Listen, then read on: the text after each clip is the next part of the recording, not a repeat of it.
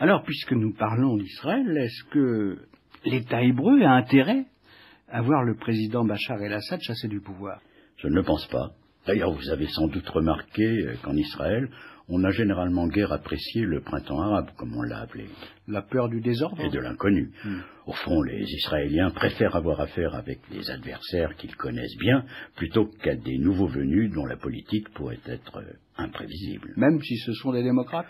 En Israël, on est avant tout réaliste. Le fait que le président Moubarak régnait en dictateur n'a jamais gêné les Israéliens.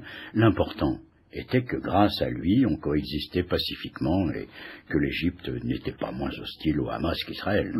Donc, pour revenir à la Syrie, la chute de Bachar el-Assad serait synonyme d'aventure. Oh, c'est certain, sans faire de politique fiction. Imaginons ce qui pourrait se passer si le régime basculait à Damas. Les sunnites, majoritaires dans le pays, prendraient le pouvoir. Et avec eux, les frères musulmans, durement réprimés par le clan Assad, pourraient revenir au premier plan. Il en résulterait presque certainement un renforcement des liens entre Damas et le Hamas.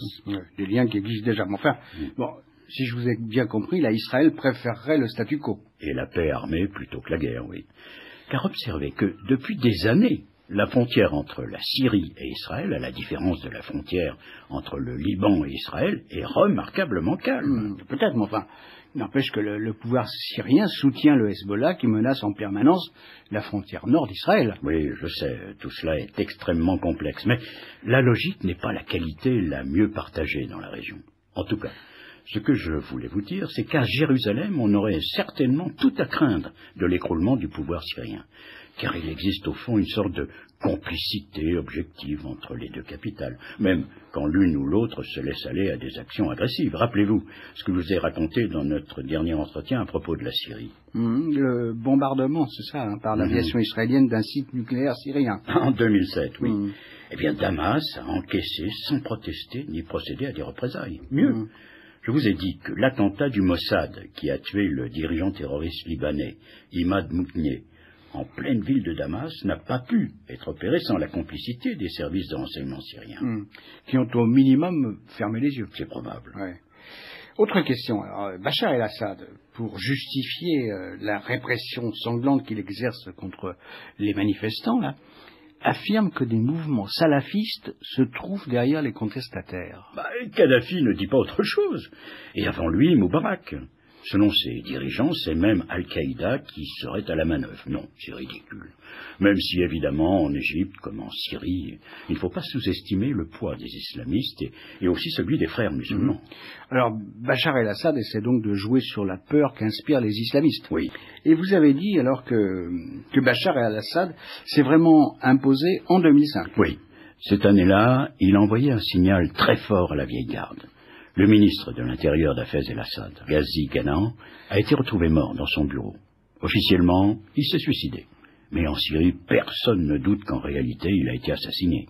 Et puis après, ses deux frères ont disparu. Un signal très fort, effectivement. Et malgré son allure débonnaire, Bachar el-Assad ne répugne pas à utiliser des méthodes radicales. Au cours de l'été 2008, le général Mohamed Suleiman, un des plus hauts personnages du régime, est à son tour assassiné. Ce personnage avait la haute main sur toutes les affaires militaires et d'une façon générale sur tous les dossiers les plus sensibles. Il était même plus puissant que le ministre de la Défense et le chef d'état-major. Et dans quelles circonstances a-t-il été assassiné? Il séjournait dans sa résidence secondaire au nord de Damas, au bord de la mer. Un endroit luxueux où de nombreux dirigeants baassistes possédaient aussi une maison de vacances. Donc un lieu très protégé. Et Suleiman disposait d'une garde personnelle d'une vingtaine d'hommes, qui ne le quittaient jamais des yeux, même quand il allait nager. Et selon la version officielle, c'est justement au cours de sa baignade qu'il a été atteint par plusieurs balles tirées par une arme dotée d'un silencieux. Le tireur, parce qu'on en a déjà parlé, là, le tireur se trouvait dans un bateau. Et je me souviens que vous aviez mis en cause cette version. Je pense en effet que Suleiman a été liquidé par ses propres compatriotes. Et j'en veux pour preuve que ce très sophistiqué scénario du sniper qui lui tire dessus à partir d'un bateau a été vraisemblablement inventé de toutes pièces. Non mais pourquoi alors? Pour faire croire à un assassinat perpétré par le Mossad, bien sûr. Mais en réalité, Suleiman n'a pas été abattu alors qu'il se baignait en mer. Non, il a été froidement liquidé alors qu'il se trouvait à l'intérieur de sa villa de vacances. Oui, alors c'est ce que vous avez appelé élégamment faire le ménage. Ah, mais il faut dire que Bachar el-Assad a aussi fort à faire avec sa propre famille. Le plus remuant du clan est son frère cadet, Maher, un homme qui occupe une place de premier plan. Chef de la garde républicaine, c'est lui qui est chargé de protéger la résidence présidentielle. Et donc son frère aîné. Et en même temps, à la tête de la 4e division blindée, il joue un rôle central dans la répression des manifestations actuelles. Mais c'est aussi un ambitieux et un type plutôt irascible. En 2000, il n'a pas hésité à tirer sur son beau-frère Shokat, avec lequel il avait un différend d'ordre familial. Mais je vais vous reparler d'Assef Shokat, parce que ce membre éminent du clan Assad, qui a longtemps dirigé les tout-puissants services secrets, a été mis sur la touche. Cependant, à l'occasion des derniers événements, il aurait connu un retour en grâce. Un signe. Le besoin de resserrer les rangs à l'heure des épreuves. Toutefois, à côté de Bachar el-Assad et de son frère Maher, l'homme le plus puissant du clan est sans doute celui qui possède les clés de la caisse, leur cousin, Rami Maklouf, l'homme le plus riche de la Syrie. Alors si je résume, à côté de Bachar el-Assad, les deux personnages les plus puissants de la Syrie sont donc Maher el-Assad, l'homme de la force armée, et ce Rami Maklouf, l'homme qui gère les affaires du clan et la caisse noire du régime. Ouais, celui que vous avez comparé au début de notre entretien à Belhassem Trabelsi, le beau-frère de l'ex-président tunisien Ben Ali. Pour bien comprendre, il vous faut savoir que Maklouf est le premier investisseur privé du pays. Il a des intérêts dans pratiquement tous les secteurs. Le téléphone mobile, l'immobilier, la banque, le pétrole et encore le transport aérien. Il est donc à la tête d'un véritable empire économique. Qui pèse au moins 3 milliards de dollars. Et naturellement, il doit cette incroyable prospérité économique à son appartenance au clan familial. Car personne en Syrie ne peut lui tenir tête, à moins d'être victime de sérieuses représailles. Un seul exemple. Assez récemment, un député indépendant, Riyad Seif, a osé dénoncer les conditions dans lesquelles Maklouf a emporté l'attribution d'un marché. Eh bien, aussitôt après, l'un de ses fils a disparu.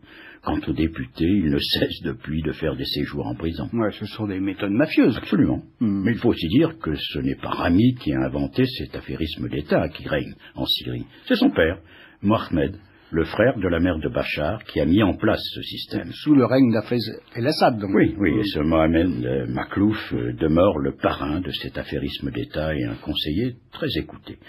Je dois ajouter que, très habilement, les Maklouf ont fait en sorte que la corruption généralisée profite aussi aux barons du régime et aux principaux chefs de l'armée.